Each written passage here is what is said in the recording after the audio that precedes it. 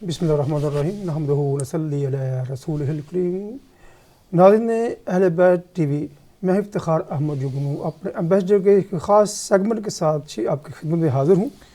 آج کے مہمان وہ شخصیات ہیں جن کی مہک، خوشبو، تزیہ اور ان کے خیالات سے آپ اکثر مستفید یقیناً ہوتے ہوں گے، کیونکہ آپ کا تعلق پاکستان کے ان اینکر حضرات میں ہے جو دبنگ اور بے لاگ تجزیہ کرنے کے ایکسپرٹ بھی ہیں اور حالات پر اکابر نظر بھی رکھتے ہیں۔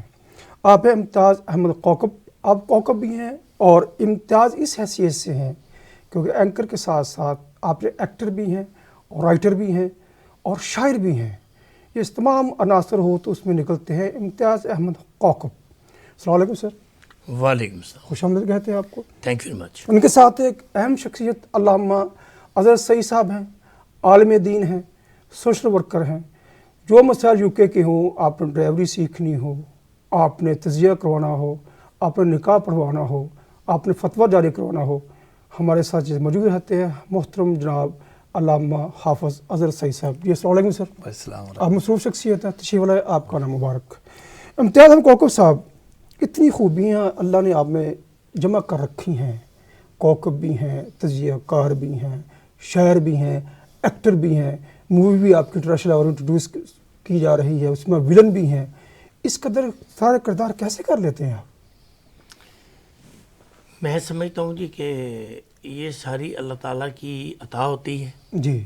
اور پھر جو بچہ ہوتا ہے اس کو نہیں پتہ ہوتا، اساتذہ کو پتہ ہوتا ہے، والدین کو پتہ ہوتا ہے کہ اس میں کیا کیا رنگ چڑھ سکتا ہے، جی، اس میں کیا کیا اس کے بلڈ میں ہے اور اس کو کس کس طرح پالش کیا جا سکتا ہے۔ جی جی۔ تو میں بچپن ہی سے، اللہ کا شکر ہے مجھ پر، میں نعت، تلاوت، حمد اور دعا اور قوالی اور اسکاؤٹنگ، اچھا اسپیکر تھا میں اپنے اسکول کا، کالج کا، پھر میں نے ضیاء الحق سے ایوارڈ بھی لیا ماشاء اللہ، 1981 میں، اسکاؤٹ بھی تھا میں۔ Very good. تو یہ چیزیں ساری جو ہوتی ہیں، تو جو بچے پروفیشنل قوالوں کے بچے تھے ان کے ساتھ بیٹھ کے میں گیت بھی گاتا تھا، قوالی بھی کرتے تھے، کرکٹ بھی کھیلتے تھے، ماشاء اللہ۔ تو کمنٹیٹر بھی تھا میں۔ اس میں یہ فٹ آ سکتا ہے کہ حسن یوسف کی قسم واقف زندہ ہیں ہم نے دیکھے ہیں زمانے کے نشیب و فراز۔ آپ نے زمانے میں ایکٹر بھی رہے، اسکاؤٹ بھی رہے، موٹیویشن اسپیکر بھی رہے، آپ نے ہر زاویے سے، ہر انداز زندگی کو چکھا ہے۔ جب زندگی کو بندہ چکھتا ہے تو اس میں ایک ایکسپیرینس شخصیت باہر آتی ہے، اس کو ہم کہتے ہیں یہ بندہ ید طولا ہے اپنے انداز بیاں میں، انداز گفتار میں، انداز کردار میں۔ آپ کے اتنے سارے انداز ہیں کہ میں پوچھ سکتا ہوں کہ اس کے اندر جو گہر پوشیدہ ہے وہ خاص کیا ہے؟ نہیں، وہ تو دیکھیں نہیں، میں نے آپ کو پہلے عرض کی ہے کہ یہ خداوند تعالیٰ کی قدرت اور اس کی مہربانی اور اس کی رحمت اور اس کی عنایت ہے۔ بے شک۔ اور پھر جب کوئی بچہ بھی پیدا ہوتا ہے تو وہ اپنے اندر کچھ انفرادیت لے کر پیدا ہوتا ہے، ایگزیکٹلی۔ اور وہ انفرادیت پھر آہستہ آہستہ ڈیولپ ہوتی جاتی ہے، اور بچے کے جو سارے رنگ ہیں اس کے اندر، جو اس کے اندر ایک گلدستہ ہے، جو اس کے اندر مختلف پھول ہیں، جی جی، وہ پھر آہستہ آہستہ عمر کے ساتھ ساتھ کھلتے جاتے ہیں۔ ایگزیکٹلی، بہت پیاری بات کی آپ نے۔ تجربہ آپ کے پاس ہے، بندہ اس سے تجربے سیکھتا ہے، وہ کتابوں سے نہیں سیکھتا، گفتار سے نہیں سیکھتا۔ بالکل ٹھیک ہے، experience practice makes man perfect. صحیح مشاعرہ ہے۔ آپ اتنا سا آپ ایک تجزیہ کار ہونا جو معمولی بات نہیں ہے، وہ گہر کو تراشتا ہے، وہ سمندر کی گہرائیوں سے وہاں یاقوت نکالنے کی صلاحیت رکھتا ہے۔ آپ کا تجزیہ کیا کہتا ہے کہ موجودہ جو صورتحال وطن عزیز کی ہے، ہم جو پردیس میں رہتے ہیں، یہ ہمارا، میں اکثر کہتا ہوں لوگ طور کو، میں کہتا ہوں یہ ہمارا سسرال ہے، پاکستان ہمارا میکہ ہے۔ میکہ مضبوط ہوگا سسرال میں ہماری عزت ہوگی، پاکستان مضبوط ہوگا جو ہمارا عزت، وقار، احترام، رسپیکٹ ہوگی۔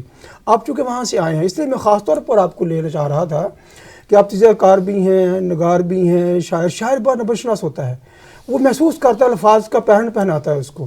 میں یہ پوچھنا چاہتا ہوں کہ موجودہ صورتحال، ہم بڑے بے تاب ہیں، بے کیف ہیں، بے چین ہیں، پتہ نہیں کیا ہوگا آئندہ ملک میں۔ آپ کا تجزیہ کیا کہتا ہے اس کے بارے میں، تاکہ سامنے آپ کو سن رہے ہیں، دیکھ رہے ہیں آپ؟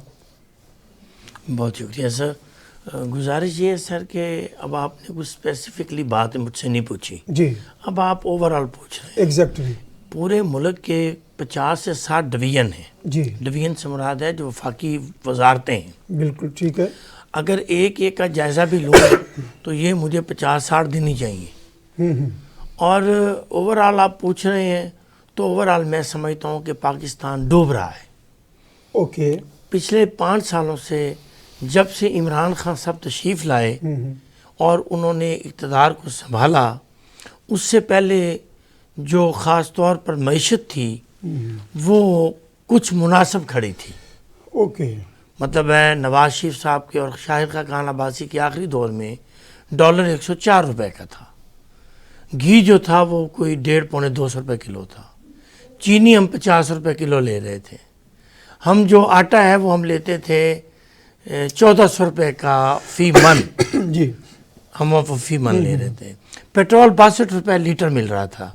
جی. یہ میں آپ کو صرف 5 سال پہلے کی بات بتا رہا ہوں، 4 سال پہلے کی بات بتا رہا ہوں، 4.5 سال پہلے کی. اور اسی طرح خرد و نوش کی جو اشیاء تھیں، جو ضروری اشیاء ہوتی ہیں، روز مرہ کی استعمال کی چیزیں، ان کے ریٹ نہایت مناسب جا رہے تھے، بطور طالب علم میں بتاؤں. جی. جی. اور جب عمران خان صاحب تشریف لائے، اور پھر مجھے اس بات سے اختلاف ہے خان صاحب سے کہ کبھی بھی جی. قوم کو سبز باغ نہیں دکھانے چاہیے. ٹھیک ہے. قوم سے جھوٹ نہیں بولنا چاہیے. کوئی ایسی بات نہیں کرنی چاہیے جو آپ کر نہ سکیں، کیونکہ کہتے ہیں کہ deeds are better than words. Yes. عمل جو ہے نا وہ اچھی بات ہے. باتیں تو میں بھی کر دوں گا. Exactly. ابھی میں کہہ دوں گا مجھے وزیر اعظم بنا دیں تو میں پاکستان میں ڈالر روپے کا کر دوں گا. مجھے وزیر اعظم بنا دیں، میں جو 300 پاؤنڈ دے کے لوگ 1 روپیہ خریدیں گے، میں یہ کہہ دوں گا. میں کہہ دوں گا میں دودھ اور شہد کی نہریں وہاں بہا دوں گا. جی. جی. تو یہ تو کوئی بات نہ ہوئی. آپ کی بات بڑی اہم ہے، کیونکہ آپ 35 سال کا جو حکمرانی کا تجزیہ کر رہے ہیں، خان کے 3 سال 7 مہینے 9 دن 12 گھنٹے حکمرانی کے ساتھ. جی. ٹھیک ہے.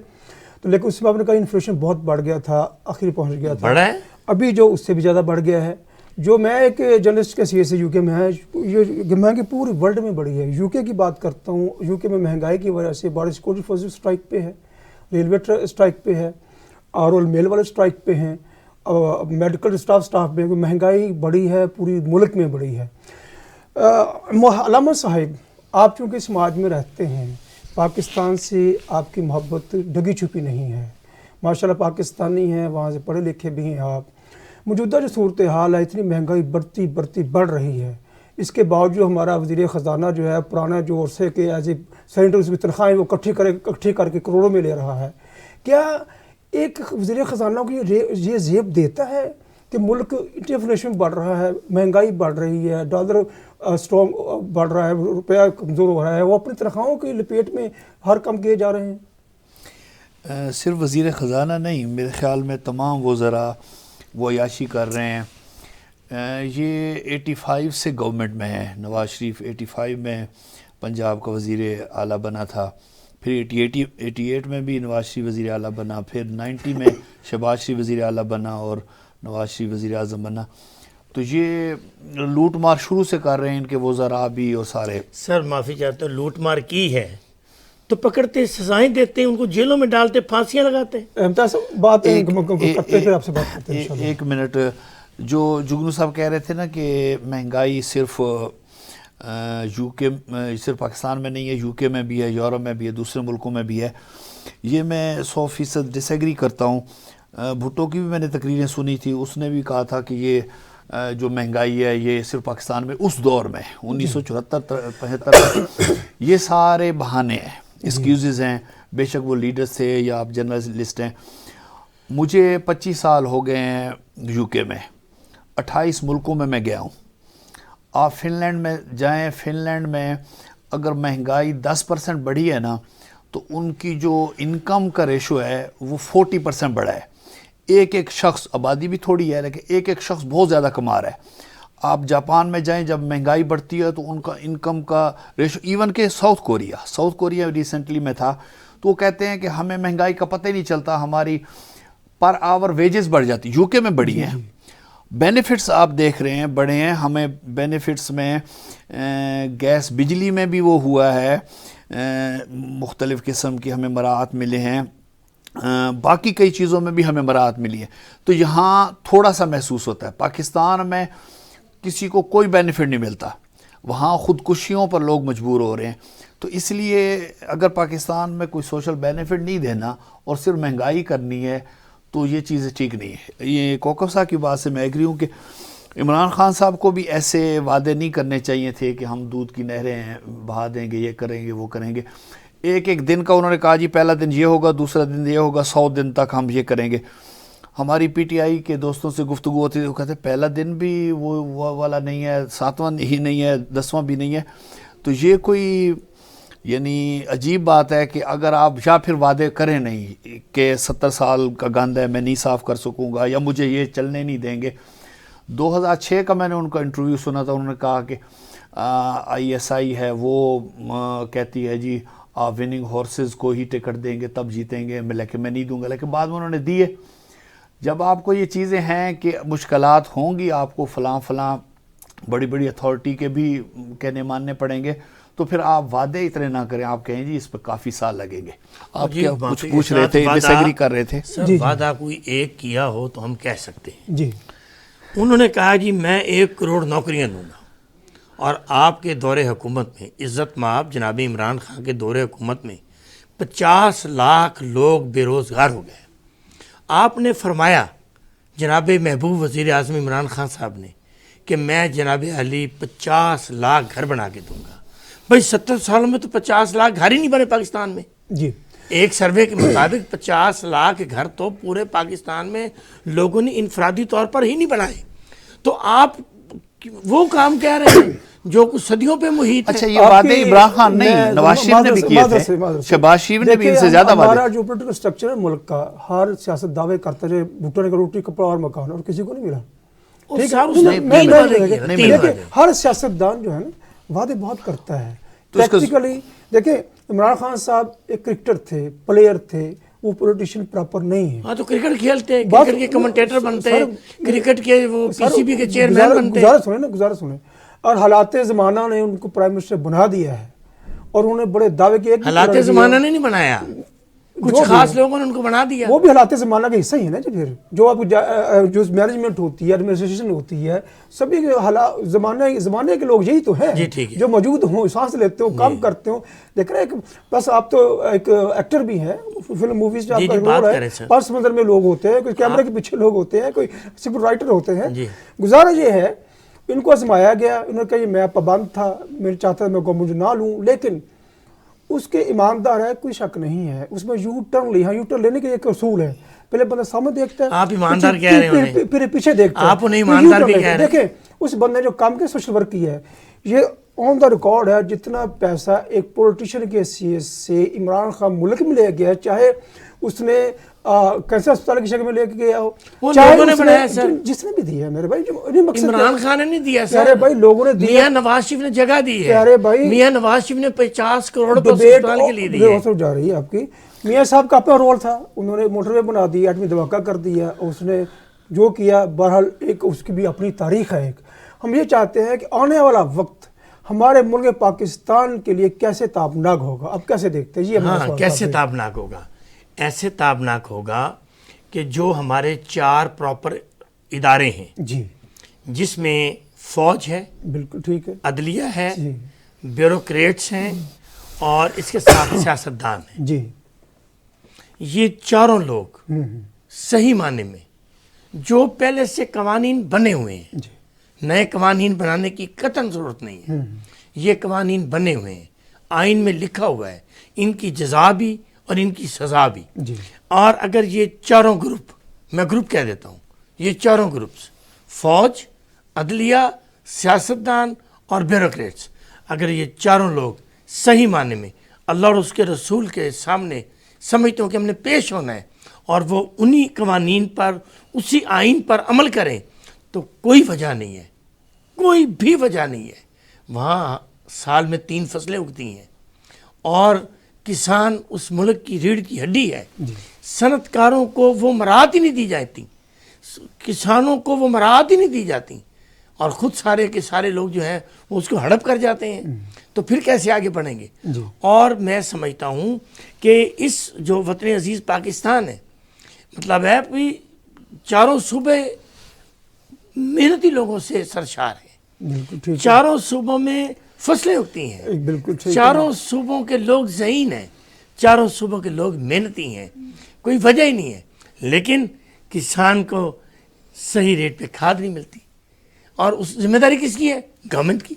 اس کو صحیح بیج نہیں ملتا، اس کو صحیح پیسٹی سائڈز نہیں ملتی، اس کو صحیح موقع پر پانی فراہم نہیں کیا جاتا، تو کیسے زمین باتیں بڑی قیمتی کر رہے ہیں آپ. اپنا علامہ صاحب یہ بتائیے گا، انہوں نے کہا کہ 4 پلر آف دا گورنمنٹ ہے جو مخلص ہو جائے، ایماندار ہو جائے، گورنمنٹ حکومت ملک ترقی کیا کرتے ہیں. آپ کیا سمجھیں لوگ کیسے ایماندار ہوں گے؟ کرپشن تو نہیں کے درمیان، وہ ہائی لیول پہ کرپشن کرتے ہیں. کرپشن کو روکنے کا آپ ایک عالم دین ہے، ایک بہت بڑی جماعت کی آپ نمائندگی بھی کرتے ہیں. آپ کیا سمجھتے ہیں کہ اتنی بڑی کرپشن جو ملک میں ڈوبا ہوا ہے ابھی تک ہے، ہو رہی ہے، ببانگ دھول ہوتی ہے، دکھا کے سبھی کو پتہ ہے، اس کا علاج کیسے کیا جا سکتا ہے؟ جس طرح آپ نے کہا نا آپ عالم دین ہیں، تو قرآن مجید سے میں ایک حوالہ دیتا ہوں. جی.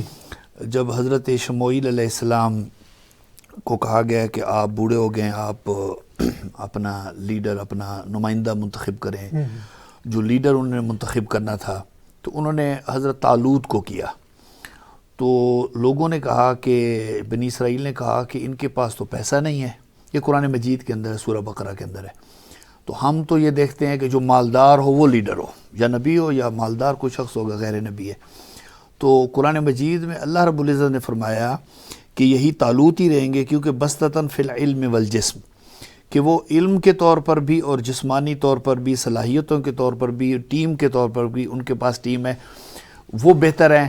جب وہ لیڈر بنیں گے تو نیچے حالات ٹھیک ہوں گے، کرپشن تب ختم ہوگی. یہ نہیں کہ وہ ٹھیک ہو جائیں، کبھی کبھی سزائیں بھی دینی پڑتی ہیں، کبھی کبھی ریوارڈز بھی دینے پڑتے ہیں اگر اچھا کام کیا ہو، تب یہ چیزیں ٹھیک ہوتی.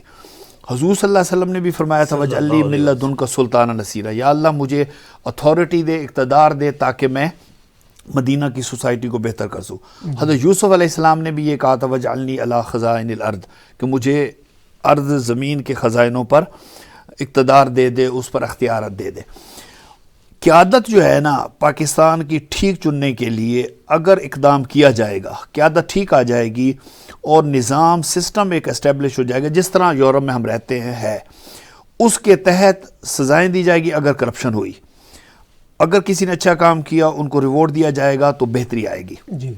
اس کا طریقہ تحریک استقلال کے اصغر خان صاحب نے بھی کہا، جماعت اسلام بھی ایگری ہوئی، اور پاکستان عوامی تحریک بھی، کئی جماعتیں اس پہ ایگری ہوئی، لیکن کام نہیں ہوا. یہ 1977 سے ہو رہا تھا کہ یہ جو الیکشن سسٹم ہے نا، اس کے ذریعے چور آئیں گے. یہ چور آئیں گے کیونکہ وننگ ہارسز، اب عمران خان بھی جو ٹکٹ دیتا ہے وہ بھی زیادہ تر 80% سے زیادہ لوگ جو وننگ ہارسز ہیں ان کو دے رہا ہے. ٹھیک ہے نا، الیکٹیبل ہوتے ہیں. تو وہ پہلے بھی کرپشن دوسری پارٹی میں، پیپلز پارٹی میں اور مسلم لیگ نون میں کرتے آئے ہیں، اور انہی کو وہ دیتا ہے تاکہ وہ جیت جائے. اگر کسی شریف کو دے دے، خود لڑے تو جیت جائے گا، لیکن اگر کسی اور کو دے دے، میاں والی کی میں مثال دیتا ہوں اپنے علاقے کی، کسی اور شریف آدمی کو دے دے وہ نہیں ہوگا. اسی لیے متناسب نمائندگی کے الیکشن ہوں، اس کے ذریعے قیادت آئے.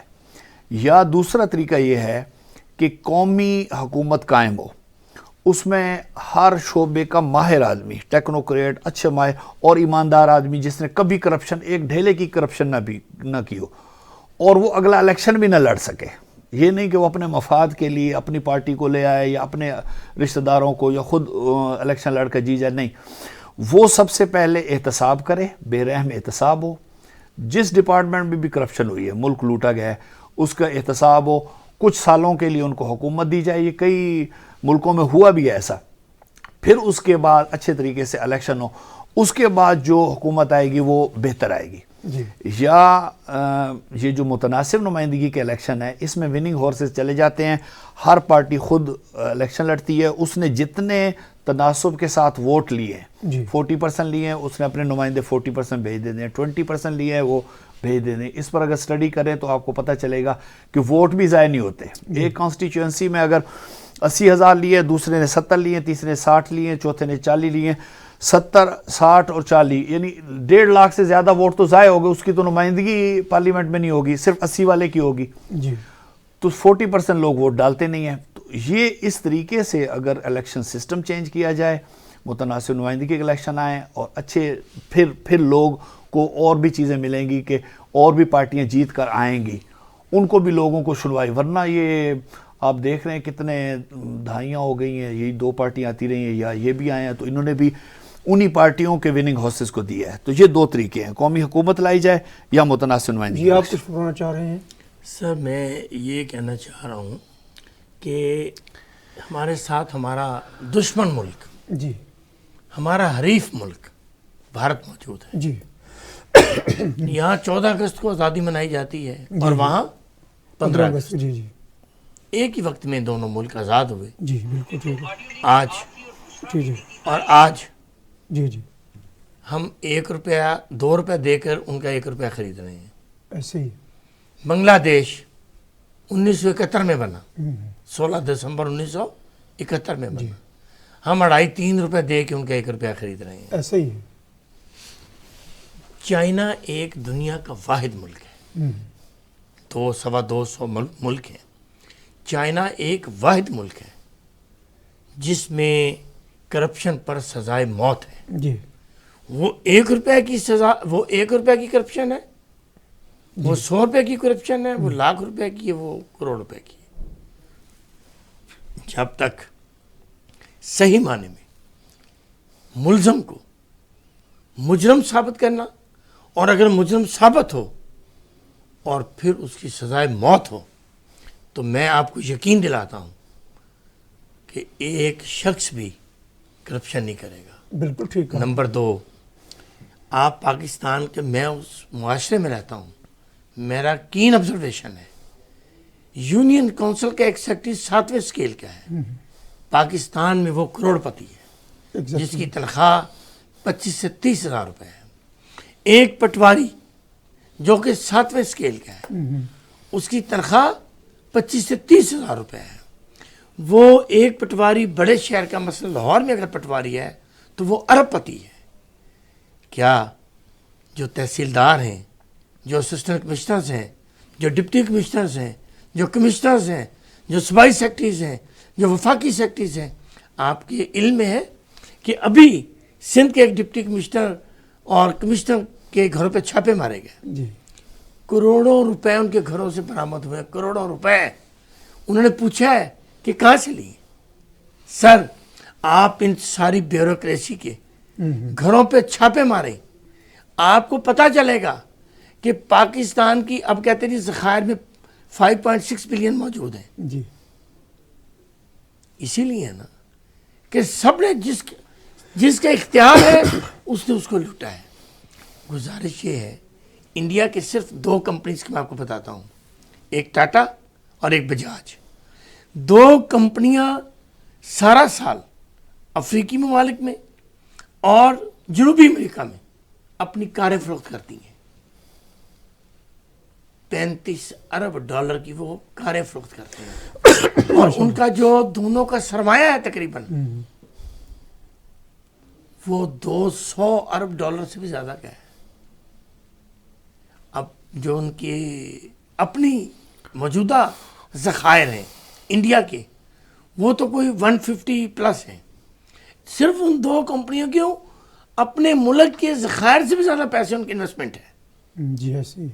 تو پھر سر بتائیں مجھے, میں یہاں آتا ہوں, آپ یقین جانیے ابھی میں آپ کے باہر اسٹوڈیو کی سڑک دیکھ رہا تھا, شیشے کی طرح بنی ہوئی ہے, اور ہمارے پاکستان میں کہتے ہیں جی پانی سڑکوں کو خراب کرتا ہے.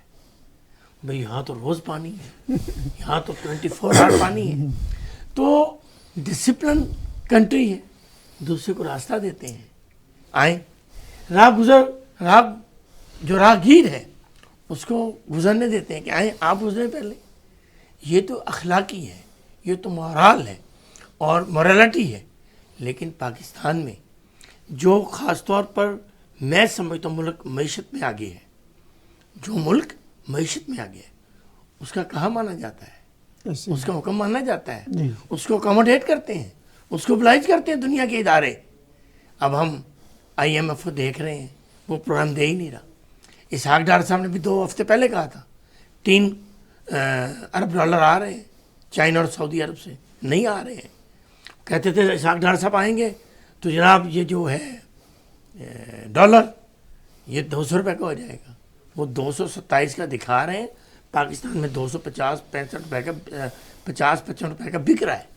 جی دیکھیے کوکب صاحب, آپ نے بڑا اچھا تجزیہ کر رہے ہیں, حالات کو سمجھتے ہیں, جانتے ہیں, آپ نے انالیسس بھی کیا یو کے اور پاکستان کا. یہاں پر بچوں کو نا تربیت دی جاتی ہے اسکولوں میں کہ آپ نے روڈ کیسے کراس کرنا ہے, نسل تیار کی جاتی ہے. اب یہ بتائیے کرپشن دیکھا, آغا صاحب درانی اسپیکر سندھ اسمبلی ہیں, اس کے بعد میں پائلٹ نکلے ہیں, باکسر نکلے, پائلٹ نکلے نوٹوں کے, اربوں میں تھے وہ, کسی نے سزا نہیں دی. آپ کو بھی پتہ ہے, مجھے بھی پتہ ہے, کہتے پروف لاؤ. او سر آپ اس کی وجہ کیا ہے سر میں آپ کو سزا بھی کیوں نہیں ہو آپ رہی؟ مجھے بتائیں. عمران خان صاحب تشریف لائے, جی انہوں نے کہا میں کرپشن 90 روز میں ختم کر دوں گا. جی 100 دن نوا- کا تھا. چلے 100 دن 90 دن سارے ایک ہی بات ہے سر. سر جی نواز شریف کو پکڑا, ہوں. شہباز شریف کو پکڑا, مریم نواز صاحب کو پکڑا, حمزہ شہباز کو پکڑا, خواجہ سعد رفیق, خواجہ آصف, خواجہ سلمان, احسن اقبال, کس کو ٹاپ لیڈرشپ ساری کو پکڑ لیا. شاہد خاقان عباسی کو بھی پکڑا. شاہد خاقان عباسی. تو یہ 10 لوگ کم از کم ٹاپ اس میں مسلم لیگ نون کی قیادت کے 10 لوگ ہیں, ٹھیک ہے. جی آصف زرداری کو پکڑا, فریال تالپور کو پکڑا, خورشید شاہ کو پکڑا, وہ جو ڈاکٹر عاصم کو پکڑا, وہ میمن کیا نام ہے جو وزیر اطلاعات ہیں اس کو پکڑا, سندھ کے اور اس کے جو کیا ہیں پیپلز پارٹی کے لوگ ان سب کو پکڑا. لیکن آپ مجھے بتائیں کہ اگر نواز شریف کو میکسیمم سزا ہوئی, کتنی انہوں نے 1.5-2 سال لگائے پاناما لیکس میں, بڑے بڑے افسروں نے, بڑے بڑے ڈپارٹمنٹس کے سب سے بڑے افسروں نے کام کیا, لیکن سزا کس پہ ہوئی کہ جی ان کے پاس احکامہ ہے اور بیٹے سے تنخواہ نہیں لی اور جناب ہم ان کو نااہل قرار دیتے ہیں. کوئی کرپشن پہ سزا ہوئی؟ ہمیں بھی پتہ ہے اور آپ کو بھی پتہ ہے کہ آپ کو یو کے رہتے ہو, مجھے نہیں پتا 10 سال ہو گیا, 15 سال ہو گئے, 20 سال ہو گئے, مجھے نہیں پتا کہ آپ کے پاس 50 یا یہ پراپرٹیز ہیں یا 100 پراپرٹیز ہیں, مجھے نہیں پتا. لیکن حکمرانوں کے پاس اتنی دولت ہے کہ گننے بھی بیٹھے ہو تو اتنے سال دونے سال چاہیے گننے کے لیے. تو میں سمجھتا ہوں کہ صحیح معنی میں سزا اور جزا کا تصور آنا چاہیے. سزا اور جزا کا تصور آئے گا تو ملک آگے نکلے گا. اب عمران خان صاحب پر کرپشن کے کتنے الزامات لگ چکے ہیں. اب گھڑیوں انہوں نے کہا جی لی اور بیچی. بھئی آپ تو دیانتداری کے, آپ تو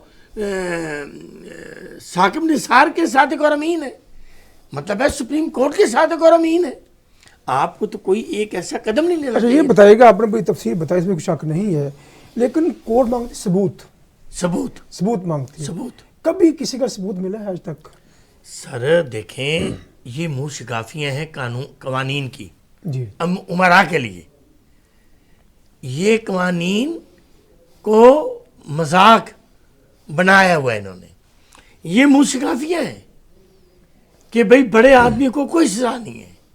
میرے ساتھ چلیں, پاکستان کے پہلے پنجاب کے 36 اضلاع تھے, اب تقریباً 40 کے قریب اضلاع ہو گئے. پرویز الہی صاحب نے بنائے 4-5 اضلاع نئے بنا دیے. آپ چل کے دیکھیں, ہر ضلع میں ایک جیل ہے. جی آپ قیدیوں کی حالت زار جا کر دیکھیں. بطور مسلمان شرم آئے گی, اور بطور انسان ہم سمجھتے ہیں کہ انسانیت کا جنازہ نکلا ہوا ہے. جی لیکن بڑا آدمی جب جیل میں جاتا ہے تو اس کو تمام سہولتیں ملتی ہیں. جیل میں تو فیض بھی گئے تھے, جیل میں جالب بھی گئے تھے, جیل میں ابو العلا مودودی بھی گئے تھے, جیل میں پاکستان کے بڑے بڑے بھٹو صاحب جیل میں نہیں گئے. بالکل گئے. ہاں جی جی بھٹو صاحب بھی جیل میں گئے, جی بلاخر ان کو سولی چڑھا دیا. سر جب بڑے آدمیوں کو جیل ہوگی, جب بڑے آدمیوں کو سزا ملے گی, جب بڑے آدمیوں کو کٹہرے پہ صحیح کھڑا کیا جائے گا اور صادق اور امین کے خطاب اور القابات نہیں دیے جائیں گے کہ پتہ ہے یہ چور ہے, پتہ ہے کہ اس نے ہیلی کاپٹر استعمال کیا ہے, پتہ ہے کہ اس نے زمینیں ملک ریاض سے قادر ٹرسٹ کے نام پر 450-500 مبینہ طور پر انہوں نے زمین لے لی ہے. ہاں اور سارا جی آپ کی باتیں ساری ویلڈ ہے. اپنا حافظ صاحب یہ اور پھر ساتھی جی میں سمجھ گیا ہوں. خان صاحب تو کرپشن کے ان کے تو چرچے وہ زبان زد عام ہیں. ان کے جو ساتھی ہیں جی میں آپ کی بات فالو کر لی ہے، لیکن جب اپنا علامہ صاحب یہ بتائیے کہ اتنی کرپشن ہے، بڑی تفصیل سے کوکب صاحب بیان فرما رہے تھے، پتہ بھی ہے اور علم بھی ہے، لیکن سزائیں نہیں ہوتی. ملک جب کس حالت میں پہنچ چکا ہے، ڈالر کی ہائی لیول پہ ہے، خودکشیاں ہو رہی ہیں، لوگ مر رہے ہیں. عام آدمی خیال ہے 1.30 کروڑ لوگ متاثرین ہیں، سیلاب زدگان، ان کا کسی کو خیال نہیں ہے. اقتدار کی رسا کشی ہے. ایسے حالات میں کیا نہ تو قومیں ترقی کرتی ہیں نہ عروج پاتی ہیں، لیکن سیاستدان میں درد کیوں محسوس نہیں کرتے حالانکہ وہ عوام کے ووٹوں سے ابھر کے آتے ہیں؟ میرے خیال میں سیاستدانوں سے زیادہ جو ہے وہ قصور عوام کا ہے.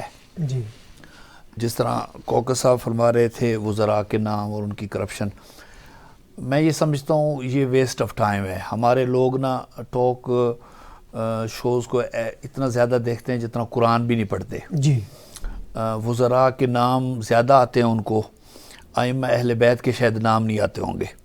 نواز شریف کی کرپشن یا جو ان کے حق میں ہے یا پیپلز پارٹی، وہ کہیں گے جی یہ کہ کرپشن کی، دوسرے کہیں گے نہیں یہ اتنی حدیثیں ان کو نہیں آتی ہوں گی. اپنے وقت جو قبر میں ان سے سوال پوچھنے وہ نہیں کرتے ہوں گے جتنا 1981 سے انہی گروہوں کا جو ہے وہ بہت زیادہ انفارمیشن لے رہے ہیں. اینڈ آف دا ڈے 5 سال بعد انہی کرپٹ لوگوں کو جا کر ووٹ بھی دے آتے، گالیاں بھی نکالتے رہتے، ووٹ بھی. زیادہ جو قصور ہے اور لوگوں پر جو اللہ تعالیٰ کا عذاب بھی ہوا قرآن میں بار بار، ہم نے قرآن مجید کو ایسے رکھا ہوا ہے جیسے اگر کسی اسپیشلسٹ ڈاکٹر کے پاس جائیں کہ مجھے بخار ہے اور وہ کہے کہ آپ نے یہ کتاب جو ہے نا یہ پڑھنی، اس میں لکھا ہوا ہے کہ یہ گولی کھائیں، یہ انجیکشن لگائیں اور یہ آپریشن ہوگا، تو وہ اس کو پڑھ لیں اور چوم کر اوپر رکھ لیں، نہ وہ گولی کھائیں، نہ انجیکشن لگائیں، نہ آپریشن کریں. تو وہ سمجھتے ہیں کہ میری بیماری ٹھیک ہو جائے. بیماری ٹھیک نہیں ہوتی. گولی کھانی پڑے گی، آپریشن کرنا پڑے گا، سیاستدانوں کو بے شک کرنا پڑے یا انجیکشن. کئی ہم نے بڑے بڑے ملکوں میں دیکھا کہ کوڑے کے ڈھیر میں سیاستدانوں کو انہوں نے پھینکا. انقلاب فرانس کا دیکھیں، بادشاہ کا گلا کاٹ کر انہوں نے اس کے ساتھ. عوام کو جو ہے نا وہ یہ سمجھنا ہوگا کہ باقی 2 پارٹیاں تو کرپشن کئی درجنوں سالوں سے 20 سالوں سے کر رہی ہیں.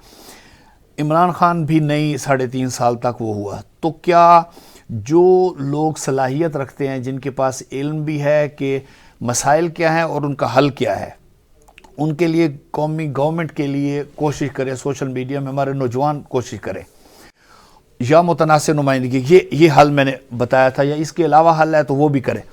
اگر یہ نہیں ہوگا تو ہائر اتھارٹیز جو ہیں، کل کو یہ بھی ہو سکتا ہے کہ فوج کو تنخواہ دینے کے پیسے بھی حکومت کے پاس نہ ہوں، پولیس کو تنخواہ دینے کے، کورٹس کو تنخواہ، اساتذہ کو تنخواہ دینے کے پیسے بھی نہ ہوں. کل کو وہ یہ سوچیں کہ کیا کرنا ہے کیا نہیں. اس پر وقت ضائع نہ کریں کہ نواز شریف نے کیا کیا، اچھے کام کیے یا برے کام کیے، عمران خان کر سکتا تھا یا نہیں کیا، یا کیا حل کیا ہے. حل میرے خیال کے مطابق تو عمران خان آئے گا، چونکہ 80% وہی کرپٹ لوگ جو دوسری پارٹیوں میں رہے انہی کے ساتھ وہ آئے گا اور وہ اس کو چلنے نہیں دیں گے. یہ میں بڑی ہائر اتھارٹی کی بات نہیں کر رہا، ان کے اپنے صوبائی اسمبلی کے ممبرز جن کو انہوں نے ٹکٹ دینا ہے، قومی اسمبلی کے ممبرز جن کو انہوں نے ٹکٹ دینا ہے.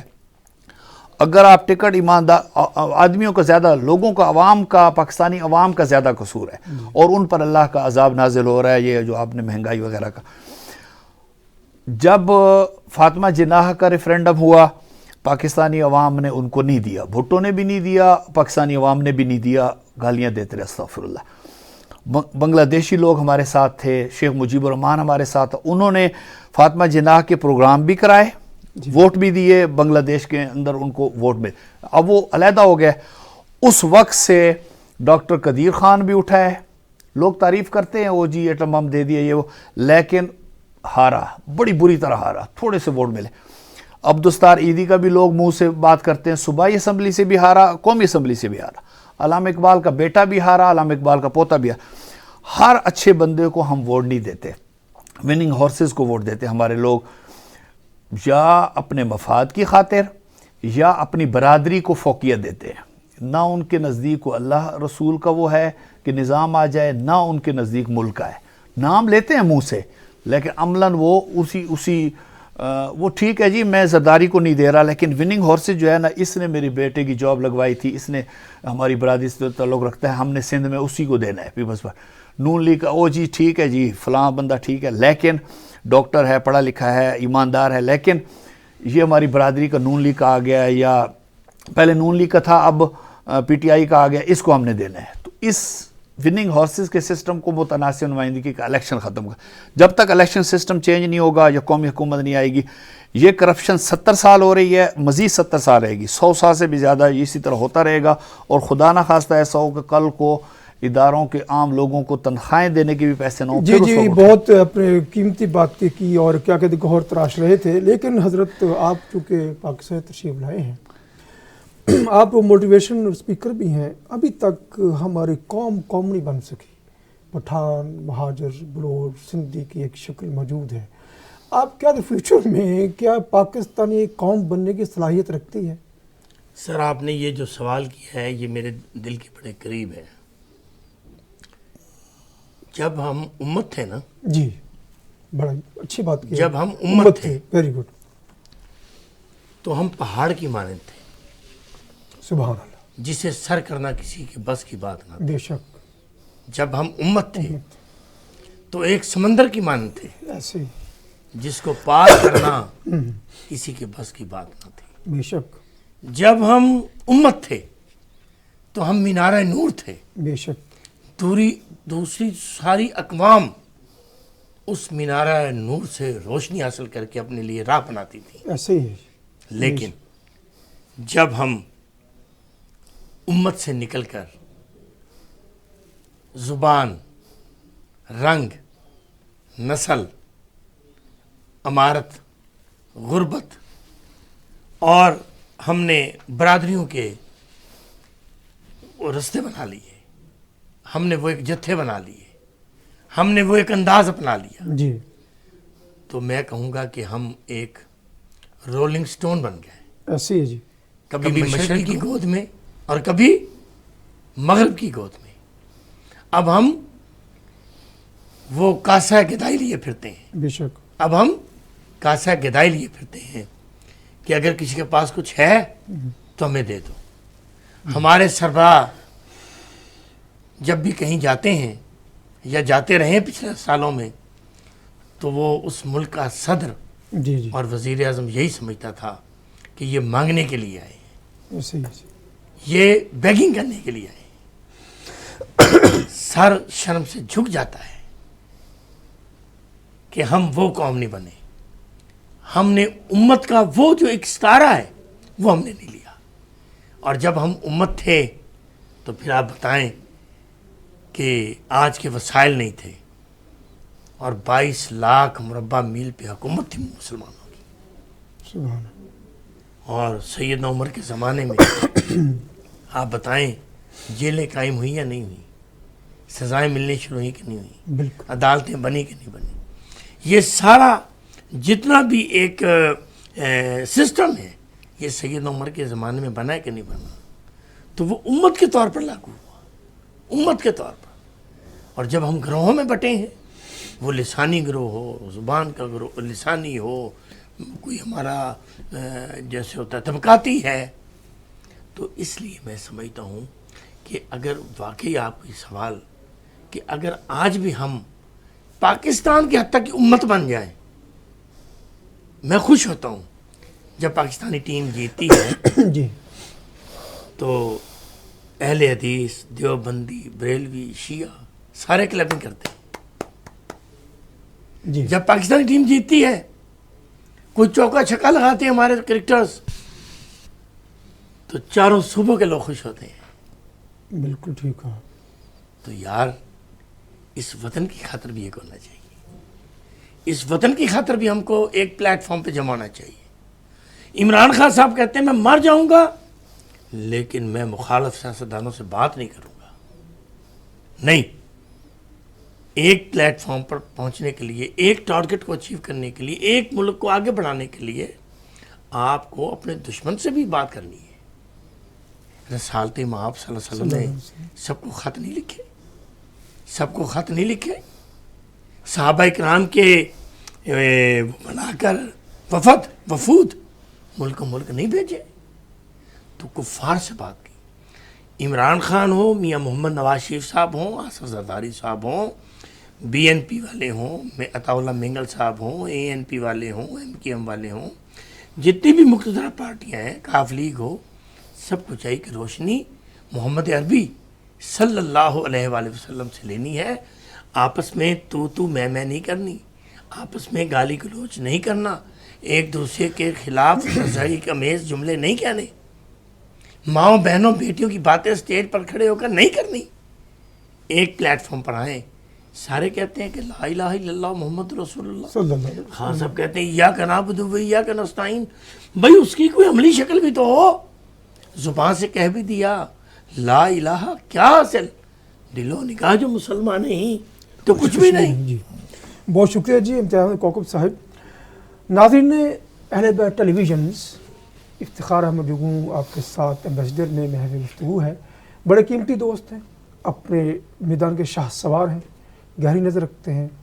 کوکب صاحب ہمارے مہمان ہیں، پاکستان تشریف لائے تھے، بڑی گہری باتیں کی انہوں نے۔ پاکستانیت ان کے الفاظ، ان کے جذبات میں چھلک رہی تھی، محسوس کی جا رہی تھی، اس میں کوئی شک نہیں ہے۔ اختلاف رائے کے باوجود محبت سے رہنا یہی تقویٰ ہے۔ خان صاحب کا اپنا انداز ہے، سیاست میں ٹیبل ٹاک کرنا پڑتی ہے، مل بیٹھنا پڑتا ہے، اپنے لیے نہیں ملک کی خاطر لینا پڑتا ہے۔ ٹھیک ہے، ان کی پارٹی میں وراثتی سیاست نہیں ہے، اس کے بچے سیاست میں نہیں ہے، اس کا ہرگز یہ مطلب نہیں ہے اس کی آڑ میں آپ اوروں کے لیے مسائل پیدا کریں، کردار کشی کریں۔ ہر بندے کا اپنی سوچ ہوتی ہے، کردار ہوتا ہے، گفتار اور کردار پر کنٹرول کیا جائے تبھی جا کے صبح روشن۔ جگنو صاحب میں معافی چاہتا ہوں، آخر میں ٹوک رہا ہوں آپ کو، آپ کے لیے ایک شعر ذہن میں آ رہا تھا، جی ارشاد تو میں نے کہا میں آپ کو سنا کر پاکستان جاؤں گا جی جگنو سے، سبحان اللہ، کہ جگنو کو دن کے وقت پرکھنے کی ضد کریں، واہ جگنو کو دن کے وقت پرکھنے کی ضد کریں، بچے ہمارے عہد کے چالاک ہو گئے۔ واہ جی واہ، سبحان اللہ، بہت خوب جی۔ دوستو نظر فرما رہے تھے کہ تمام مسالک کے لوگ جب پاکستان جیتا ہے خوشی مناتے ہیں، جی۔ تمام قومیں لوگ خوشی مناتے ہیں۔ اقبال نے اس نے کہا تھا فرقہ بندی ہے کہیں اور کہیں ذاتیں ہیں، کیا زمانے میں پنپنے کی یہی باتیں ہیں؟ وَاعْتَصِمُوا بِحَبْلِ اللَّهِ جَمِيعًا وَلَا تَفَرَّقُوا، اللہ کے رسی کو تھامے رکھو مضبوطی کے ساتھ اور تفرقہ بدے مت پڑو، اختلاف کریں لیکن محبت نہ چھوڑے، احترام نہ چھوڑے، چاہت نہ چھوڑے، اسی کو تو تقویٰ اور اسلام کہتے ہیں۔ دوستو آپ کا بہت شکریہ، زندگی رہندہ نئے دوستوں کے ساتھ، نئے سیگمنٹ کے ساتھ ایمبیسڈر میں آپ کے ساتھ محو گفتگو ہوں گے۔ آپ کا بہت شکریہ۔ السلام علیکم ورحمۃ اللہ وبرکاتہ۔